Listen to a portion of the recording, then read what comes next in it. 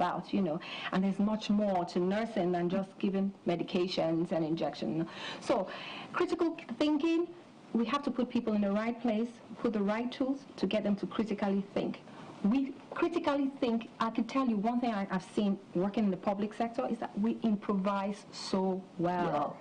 Yeah. It is astonishing. We have these international bodies that come into Nigeria and think, oh my goodness, I would never have thought of this, So we're very innovative, but how do we kind of groom them into doing the right thing? So for so long... And make it a habit. And make it a habit. So they're forced, to be honest with you, the nurses and the doctors, and I'm talking about the public and private in Nigeria, are doing their best to save a life. But it's still not enough to save that life because they don't have the right tools. So what are we saying? There is so much more to do. To be done. So for critical thinking, I had the privilege of, studying abroad in Finland, and it's like, like a first-class country. Yes. Where healthcare is tops. But then coming down here, I also saw the pain, When I first came, I thought to myself, I said, oh, wow, okay, it's just coming and transferring knowledge. Transferring knowledge is not enough without the right tool. You can transfer as much, you can read as much books as possible. You don't have the right environment. So the only way I could critically think is the things that you have allocated for me. So that's the thing. I think we can, yes. Okay, now, but let me just quickly do a reverse. Yes. Because the flip of the coin, you said something about the disposition of even the environment to how you treat a medical personnel. It has been assumed that the healthcare system here is designed to actually favor medical doctors. Okay. I don't want to react to that. Yes. You think that is fair? Or you think it's a little bit sensitive, because there's just been back and forth, doctors, nurses, pharmacists, and so on and so forth. Yes. And that's been a constant.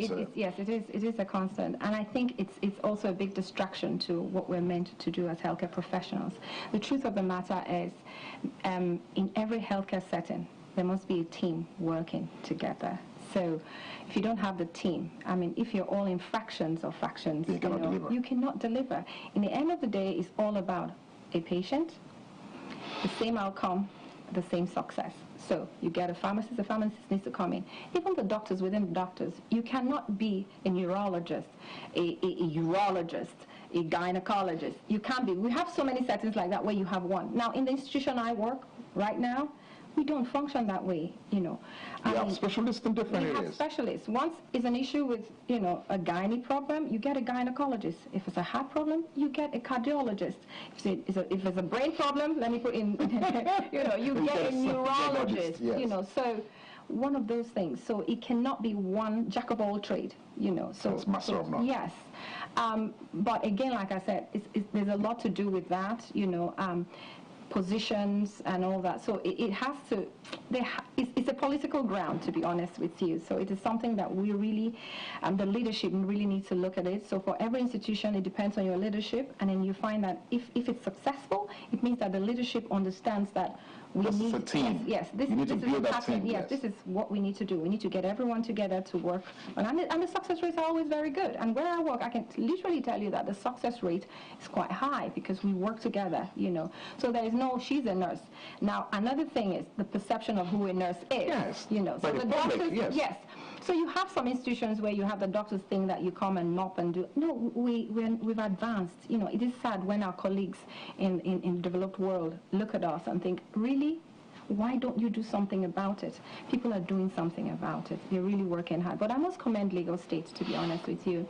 They're doing a lot of work. I'm our Director of Nursing Services, if it's okay to say that. Yeah. She's doing a fantastic job. She's trying to pull private, public together. We're all working together.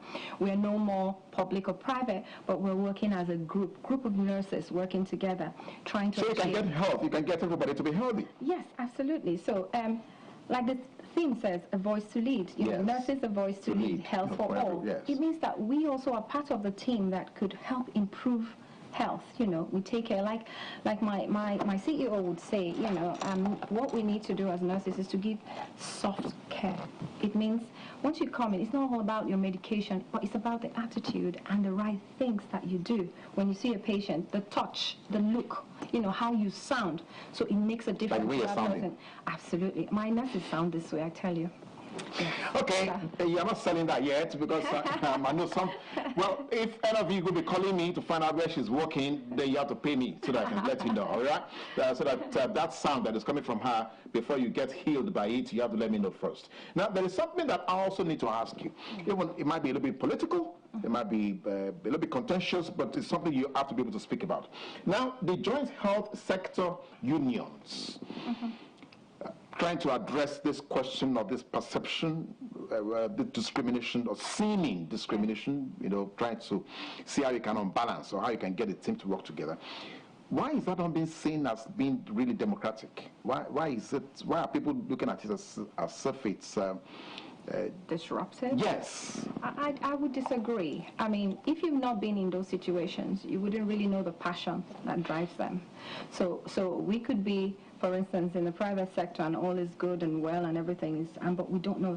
I mean, the majority of healthcare is mostly the primary care, the secondary care, and the tertiary, which is a public institution. And the situations there are very poor, I must say. They are doing the best they can, but I think more money should be allocated. That's the reason why there's a lot of squabble. Now, you don't pay these healthcare professionals.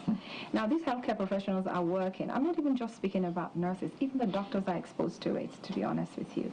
So if their own organization does not fight their cause, then who would? Do you understand what I'm saying? So you need to pay them well.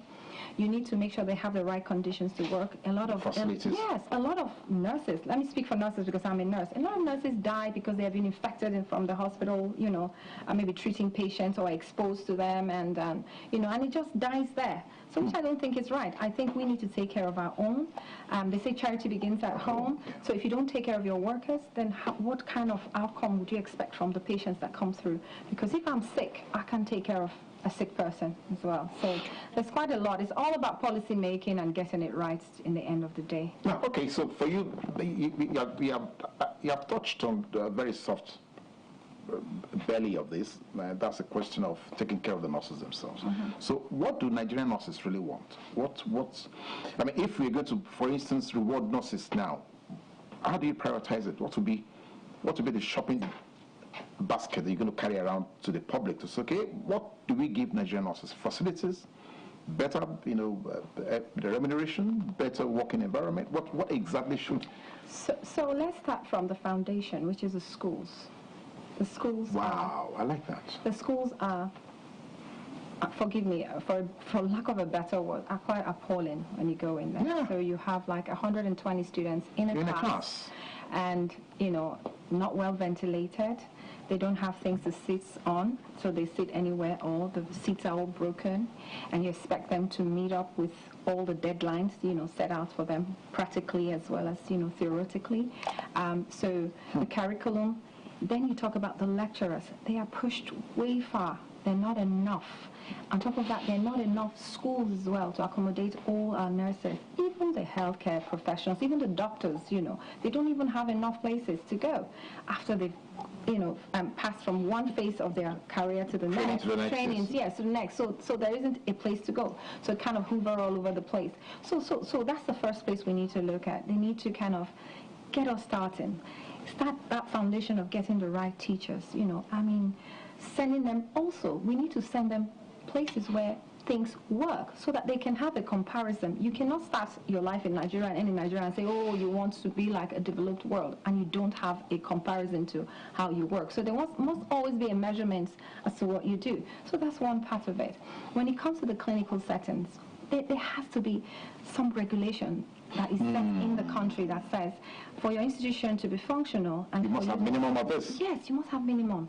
So you go to a hospital and you see midwives, trying to deliver babies, no lights, and they're using lamps or touch lights, and it's heart-wrenching really when you see things like that. The mortality rate is so high in Nigeria. It's especially maternal and yes. Yeah.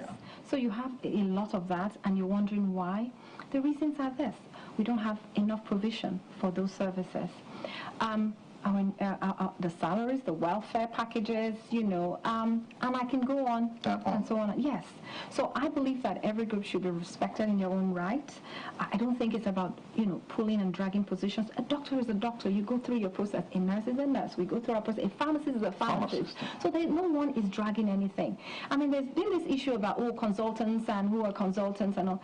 I mean, when you go to the developed world, you don't have any arguments about that. I know I'm a doctor, so I'm a doctor. No one is stripping it off me, So you gain your qualification, and that's you. So a nurse would gain. And so the main thing is about teamwork.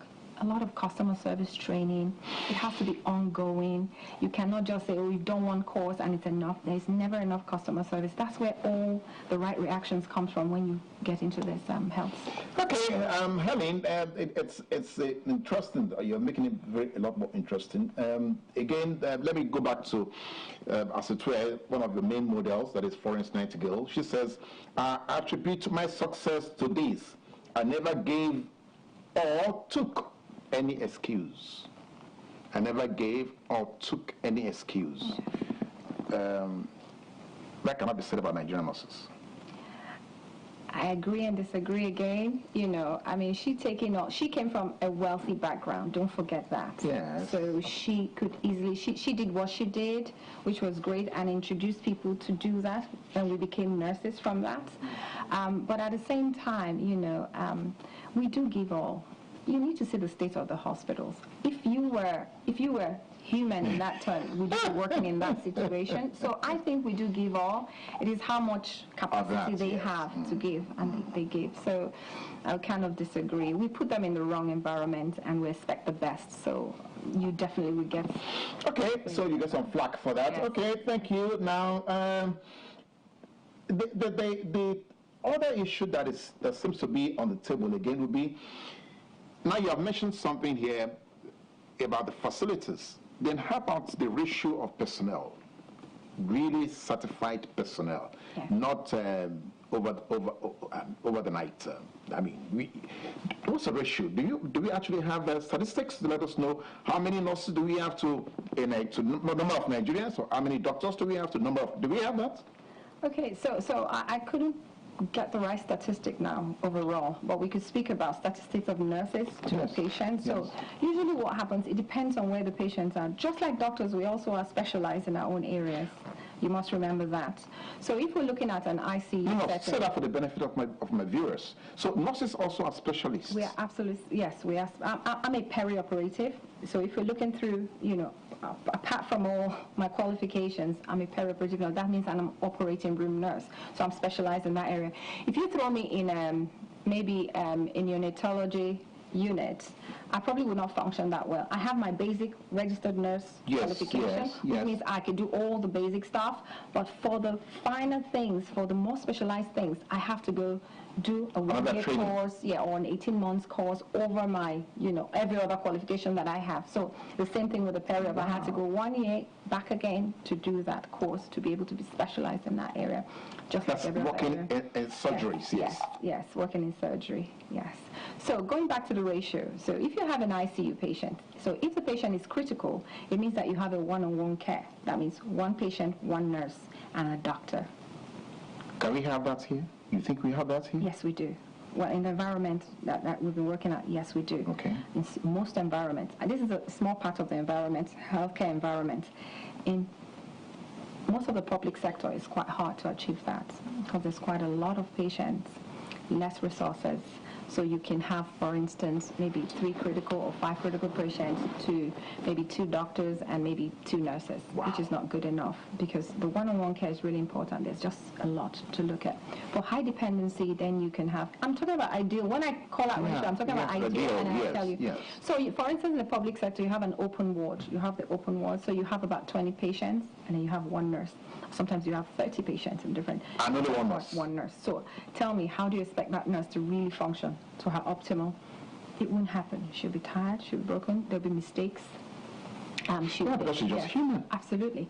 So probably one person is critical and you're spending more time with a patient while other patients are going down. I mean, there have been many stories about, nurses being blamed for so many things happening. Oh, you gave the wrong drug, you did that, and the fatigue comes in as well. Even the doctors are also experiencing the same thing, So the ratio is not good enough. So usually what the ideal should be on a normal ward where you don't have any high dependency or critical patients, should be minimum 1 to 5 for a nurse ratio, okay? I mean, worst case scenario, you could have 6, then it's just like you're kind of pushing it to give them the best. You're not stretching this, are you? No, I'm not stretching it. 1 to 5. Yeah. Can a nurse attend to 5 patients? That's what I'm saying. For patients who are not critical. Maybe they just come in and maybe they need to be observed. I'm giving medication or observe them over something, so it's not that critical. So usually it's 1 to 5. Ideal should be 1 to 3, to be honest with you. But now that we have, single wards, it depends on the structure as well. So you have to calculate that, like most private hospitals. Yes. So for us, in my hospital, we have a stretch of 6 wards, so usually we have like 3 nurses on the floors, because once you go into a room, that means that someone has to be out of the room to make sure that if there are any emergencies, or you have two nurses in, you have to have 1. And then you have the support system, which you have the nursing assistants, you have a porter, then you also have the cleaner. So everyone has a role to play. Yes. And then with the doctors as well, so they have their ratio as well. But people are being burnt out in most hospitals, so it's kind of critical. And the doctors or the nurses, they wouldn't leave the patients. They will do the best that they can. The outcome might not be what you and I might expect, but they're doing the best that they can. Okay, all right, now let's move on to what is on the table for this year. And so you're saying, okay, so voice to lead. Yes, we're now looking at, but how can we now actually get everyone to enjoy a full medical care in this environment? Let's situate it in a Nigerian environment. What do we need to do politically?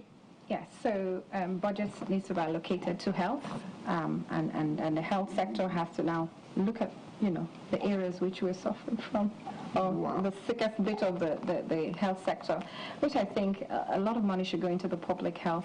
I mean, the private, we're actually finding a balance, but for the public health, and that is critical. Yes, it is very critical, and I think that a lot of us then go to the public sector, and even if you look at the private sector, you find that the public sector doctors come and practice, in the private sector as well. So it tells you that we need to put a lot there, get the facilities better than it is right now, get people, trained, send our doctors abroad to train, and the nurses. And once you do that, it kind of, just like myself, I studied there, yes, it rubs off quite a bit. It does, then you have the right attitude to work.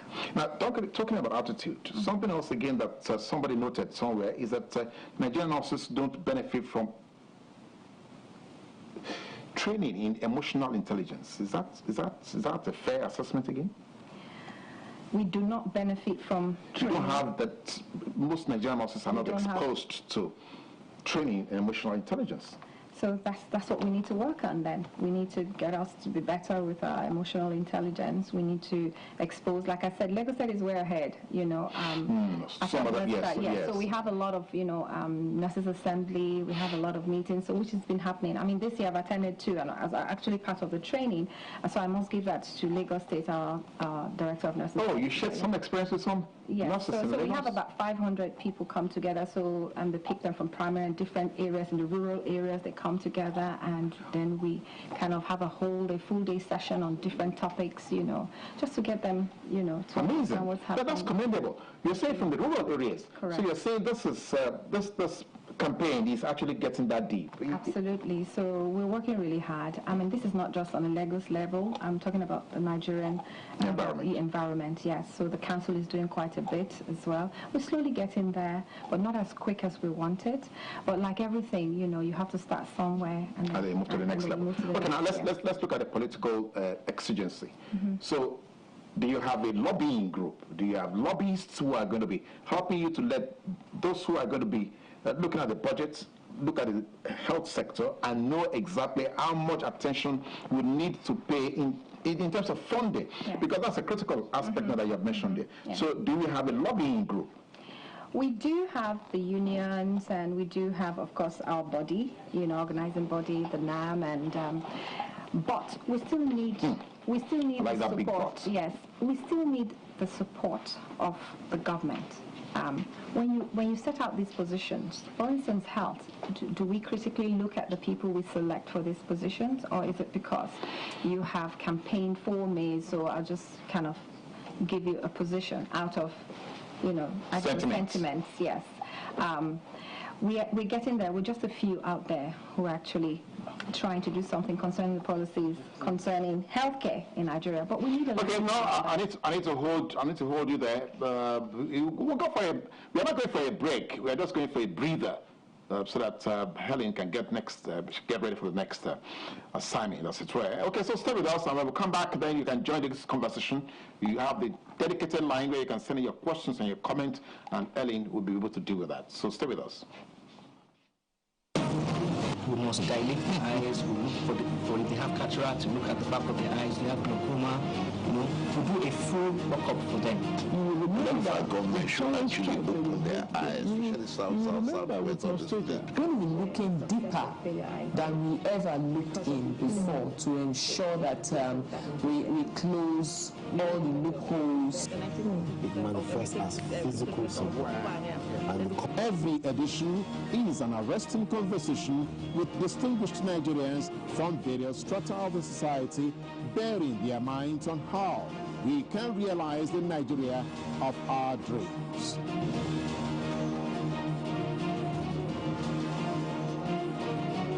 Join us live on Close Flow, Monday, every week here on NTA2 Lagos Network Center. Close Flow. The conversation is about you. My tummy is growling. How are you doing? Hello, you're welcome back to the show, and it's great to know that you are waiting there quietly to let's see how Helen is going to help us out with some of the questions and some of the queries and some of the comments that you have already noted down. We want to thank all our viewers who have sent in their questions and comments. We expect more because we are looking at health issues and how we relate, or how the nurses relate to us, because we are celebrating the nurses on this edition of the program. And Helen has been trying to, don't let me excuse her, she has been trying to beautify it, to let the nursing profession actually blossom. And I'm wondering if she's speaking about nurses in Nigeria or nurses in Neverland. Anyway, we'll come back to that now. Quickly, before I bumped into you, you were trying to explain how we can actually effectively get legislators and the executive body or the executive arm of government to know that funding the health sector is a major task. So can you conclude on that for us? So do you have the right kind of personnel deployed to doing that? Again, like I said, there are a few of us out there. I don't think we have enough of them there. I'm talking about the right personnel. We will never know until we know. So if you don't have us out there, we would never know the right kind of people to put in place. So we need to start allocating for healthcare. You cannot just have one person, forgive me for using just the doctors for now. You can't just have the doctors there and then they make all the decisions. You must have a team of people come together to say, okay, and the questions like, how does it affect your area, will come up, and they can be discussed. How does nursing come up? Yes. How does pharmacy come up? How does, and so on and so forth down the line of healthcare. So I think the right people should be put in place. At least let's give it a try and see what difference we can make from it. And I'm sure we are now much more educated than people know or think, because we do other things. We're not just nurses in the hospitals, we're administrators. We can literally run hospitals, So, but there is still a fight of hierarchy, who is to lead. And if you look in England, you can have maybe a clinical administrator running the hospitals. The doctors don't run the hospitals in most hospitals, So they do all the things. They would be there up in that rank, yes. But you have an administrator, then you have a medical director. So their roles are different. Fine. So the same thing with, like, if the president comes to a hospital, you will not have the CMD as a frontline person. You would have the director of nursing as a frontline person because she's the one that knows the ward. They are there 24/7, you know. So I'm just trying to bring that home to say, look, we're all working as a team in the end of the day. We need to get the right people in to make the right decision on health. Health is a big part of our country and anywhere else in the world. Yeah. So if we don't have the right professional making the right decisions, we continue to make the wrong ones, and people die with those statistics, as you can see. You know that. So, I mean, if we talk about mortality rate in Nigeria, we die for the smallest reasons, and it's painful. And I think it's very pathetic that we can do much more for our country, and yet we no opportunity to do that. So it's like we're always, forgive me, doing politics rather than actually looking at what the real issues are. Yes. Okay, so that is Helen speaking to all of you there, so you better join in this conversation. Let me quickly take this comment. This is coming from Shade from Ilukpeju. She says, how do you merge I can't get this. Like, how do you merge the nursing and the medical profession? I don't know what she's trying to say here quite clearly. I'm not sure about I know that. Now, but let me go to the next one. It says, is healthcare for all a possibility? That's number one. And how do you intend to go about doing that? This is coming from Lola in Anthony. Okay, thank you. That's a brilliant question. I mean, health for all is possible. Which you said before. I mean, yes, we've talked about Yes, please speak to her. So this is something. That's Lola from Anthony. Okay, what's her name? Lola. Lola from Anthony. Okay, yes. So healthcare for all is possible. I mean, we're talking about insurance. We're talking about, I mean, we could reach from the primary care, we could look at the communities, you know. So from the communities, what can we do in each of these communities? How much can we give to these communities? What is the government, how much budget is allocated to these communities? So it's all about budget allocation in healthcare.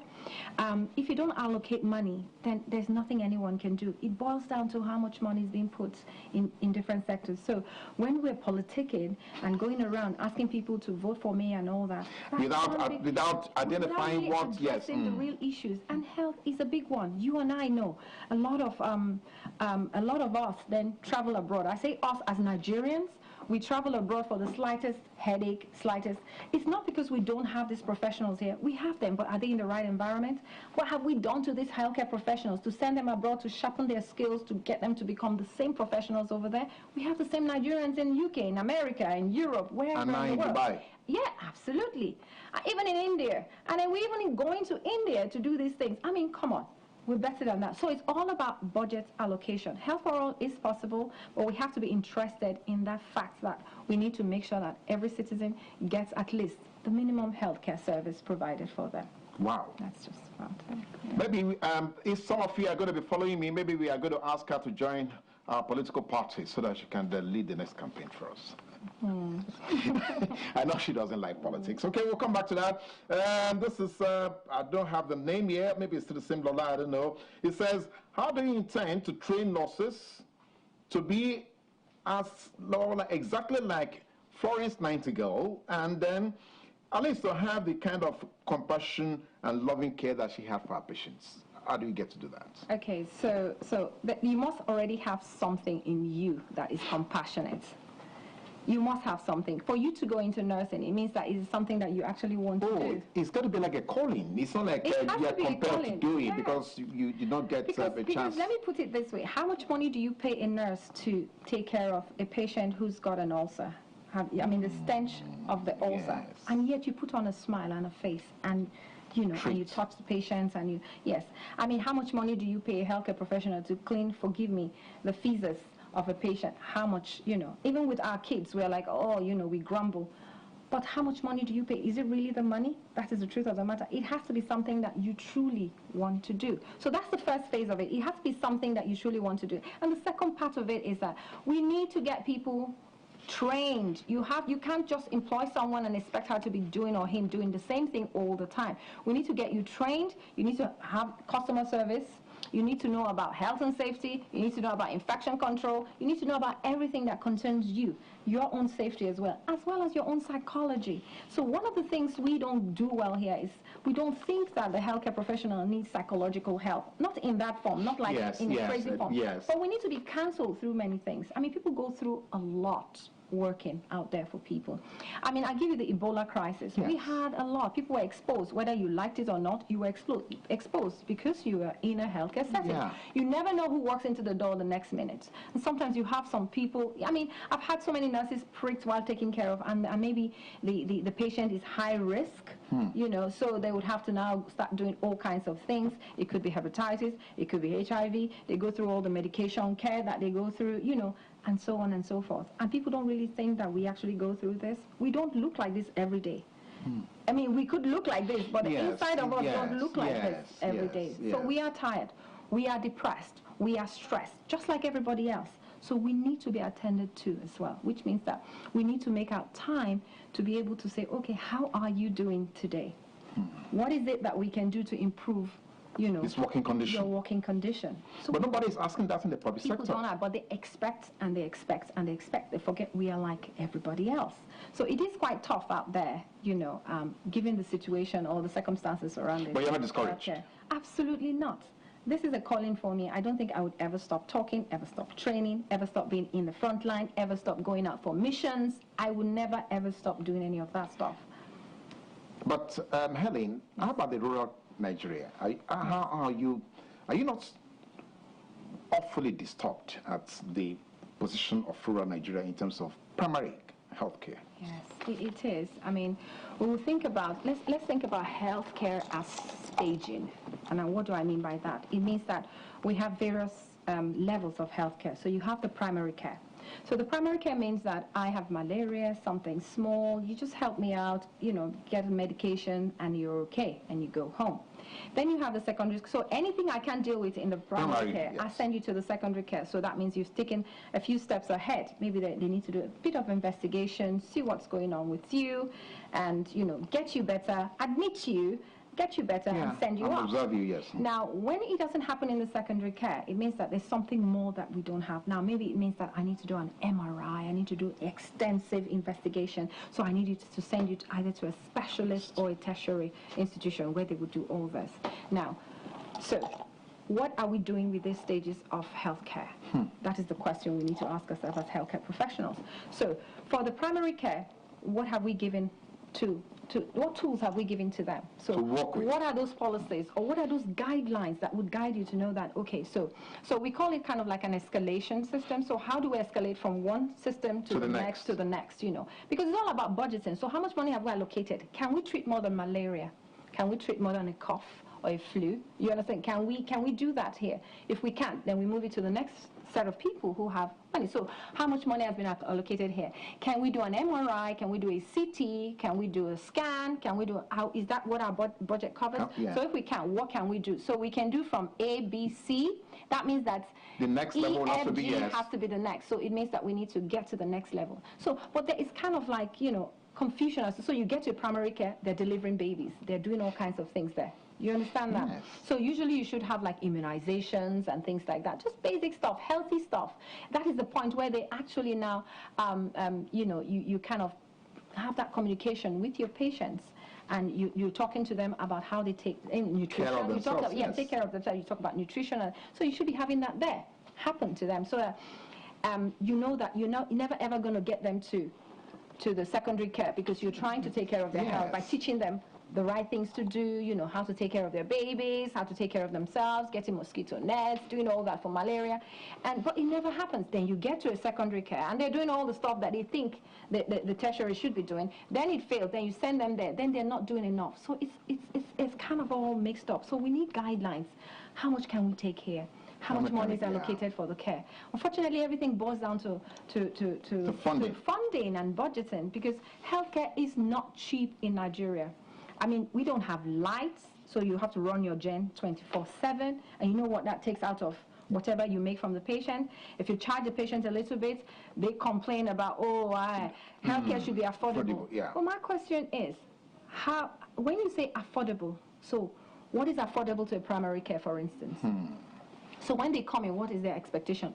So are we saying we're not expecting electricity, we're not expecting having medications, we're not expecting to have a pharmacist, but we can have one doctor who then goes around rural area, just one doctor that covers a large geographical area? Is that what we expect from? So in secondary care, what do we expect as well? You know, so we really need to. Now, those things that you have mentioned here, these are actually the responsibilities or the social responsibilities of governance. That's what you're saying here. Yes. Because if they don't make these provisions, then they will never be available. Yes, they will never.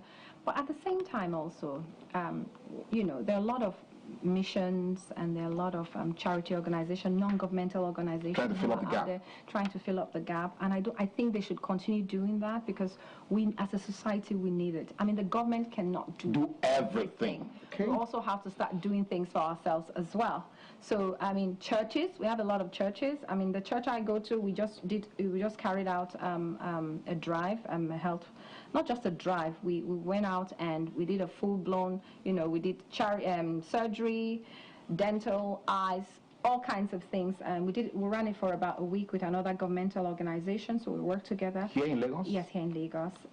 Free of charge? Free of charge. So we saw about 7,000 people, and we had about 170 something people who had surgery, and we talked about major, so a lot of myomectomy, hysterectomies, and for people who don't understand, like, you know, we took out fibroids, and, you know, we did a lot of extensive stuff there, and they're home doing well, you know, and they would have paid millions to get this done, or they would have just died in the process of waiting to seek fund from one source or the other. Yes. Okay, well, the next question actually has been answered by you, but I just wanted to just look at it. It's from Ify, from Maryland, who is saying that, look, in this part of the world, seriously speaking now, she's just a little bit concerned, you know, that in this part of the world, people actually get into nursing as a second option. It's like maybe they didn't pass the medical school exam or something, or the parent has said go and be a medical doctor and the child couldn't make it. So, okay, let's look at your grades. Okay, go and do nothing. Yeah. So. Yeah, unfortunately, I really would say that it's a pity that it comes down to that. A lot of people, maybe finance, maybe they wanted to go do medicine. That's one part of it, and maybe not enough finance. So they're thinking of, okay, let me do something closely related. At least I'll be working with them and then see what happens in life. While some people would go in and say, okay, no, I get to do nursing, I get to travel abroad, I get to make a lot of money. So that's where we have those flaws, you know. So they come in without much interest, and you have the bad attitude, you have, you know, they behave anyhow, you know. While some people come in and then they get some form of rehabilitation and become better nurses and just never expected that nursing would be like that. And then it's that exciting. But now it's different because, I mean, like I said, we're specialized. We get to do different things. You know, I could literally just leave and become one of the things I did, like my master's in project management. I could just become a health project manager, you know, manage projects, you know, work for the non-governmental organization. Yeah. And we have a lot of us like that out there. We have doctorate degrees. We have them a lot in Nigeria, you know. I'm so proud of them, to be honest with you. And they do a lot of things for non-governmental organizations, work around the world, you know. They are there. So we're not scarce. We're just there. It's just that people have an opinion. You know, an opinion that they don't want to. Yes, and an impression that, you know, they don't want to shift from that. But it has changed. I am a nurse. I am proud to be a nurse. I don't want to do anything else. And she's glowing. She's glowing. And she's glowing as a nurse. She's a glowing nurse. Okay, we see how some questions and comments here. This is Joy from Bagada. Joy says, how do you think the Nigerian government can improve the healthcare system, especially at the grassroots level? Well, you just mentioned something like that now. So maybe for the sake of repeating it, maybe you just want to let Joy understand this again. So all of us are involved in this in one way or the other, yes? Yes, we all are involved. Again, like I say, we start from the foundation. This is about the school. Let's fix the schools. Let's get it right from there, and you would get, you know, brilliant nurses. You know, okay, all right. This is Tola from Aja. How do you see public-private partnership in activities, especially to lead a Health for All initiative? I think it's a brilliant one. I think we should do that. I mean, again, like I said, the government can't do everything. So we must have the private sector come in. And I think it's one of the initiatives that should really be looked at, you know, in different kinds of projects in healthcare. And once that is done, you know, because what happens here, it strikes a balance. The public sector, what happens there is that the government provides fund for it. But then the private sector is driven by profit. It means that we must, there's an expectation, we must have these things in place for us to make profit. It means that it also drives outcome and the quality of service that you put out there. So the two merging together will be brilliant, but they need to work out the partnership properly. Yes, because I just like what you emphasized here now. The private sector is result-driven and therefore is structured. Absolutely. The public sector might not necessarily be result-driven, but it's well-funded. Yes. So you are saying there must be some kind of marriage that that balances it out, because if not, there's just going to be conflict, you know. So there will be, oh, you're trying to make money, and you know, but healthcare is also it's a business. Healthcare is a business, so let's not get that wrong. It is a business, and the business means that we must be able to have enough money to put back into the system to make sure that you get the kind of service that you expect. Yes. Okay, now, some people have also advocated or, raised the issue of having some well-trained private operators or professionals operating in the private sector to actually begin to move over into the public sector and help to administer or manage. Do you think that is going to work? You think it's possible? Well, we would have to. One thing we don't do well in the country is research. So we need to be able to do these things and kind of see the outcome of it. So if we don't have somebody saying, trying it and doing it and then measuring it. Yes, I'm measuring it. We will really never know if it was successful or not successful. So I can't sit here and tell you that, oh, it's a brilliant idea and you've not tried it. And because I could say 10 things why this could work or 10 things why it's not going to work, yes. But there's no, we can't measure it yet. We don't know. So we need the real life people to go do real life things, to get real life results, to be able to stand and then say, we actually did this and this was the outcome, you know. So maybe then recommend something that the next person could do to put something in place. So that's what we need to actually do. Now, I like that again. You have nailed another aspect of our life that seems to be always a major issue, the question of numbers. So we don't have the right attitude to numbers. How bad is that for you? Well, I think it's very difficult. When we first came, we were looking for different statistics to kind of measure up, you know, as to what we're doing. And that boils down, again, when I keep saying funding, that's also it. If you don't have statistics, you wouldn't know how much you want to put down, isn't it? Like you're going to a market and you don't make a list, you wouldn't really know how much you roughly might spend, right? Because you're busy on your shopping list. You're saying, oh, okay, sugar, 1,005, and so on and so forth. And finally, you have a total. It's a give or take total. Yeah. We can't even do that in healthcare properly because there are no strict measurements on things, you know. Like if you're allocating a budget, say for instance, we're doing TB, for instance, and you want to go down to primary care and say, okay, we're going to allocate this amount of money. So why, take care of TB, yes. So why am I allocating $100 million, for instance, deal with or TB. 100 million naira, for instance, dealing with TB? So what are those criteria? Where did you pluck out those criteria? You understand? So, and one of the things that also saddens me is that we get international figures.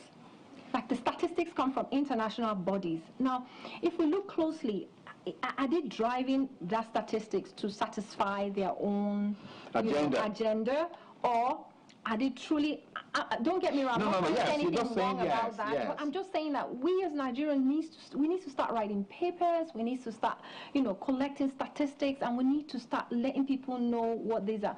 I'll give you an instance. When we had the crisis, I think Ebola crisis or any kind of outbreak, many hospitals will not go to the Ministry of Health to tell them that, oh, look, we have a suspected case.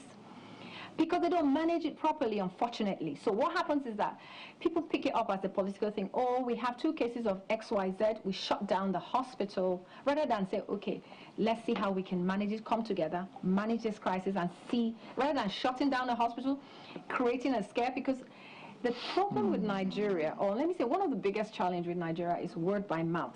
Now, when you say something, people believe it even without witnessing it or even being part of that, and panic sets in. So it gives a reputation to the hospital because it takes a long time to find out whether truly this patient or these patients have been infected by this particular virus or not for you to recover. So it just breaks your bank, really. So you can see where the issues are. So those are the kind of things that we really are faced with, you know. Okay, now let's come back to our campaign for this year. So what have you done so far?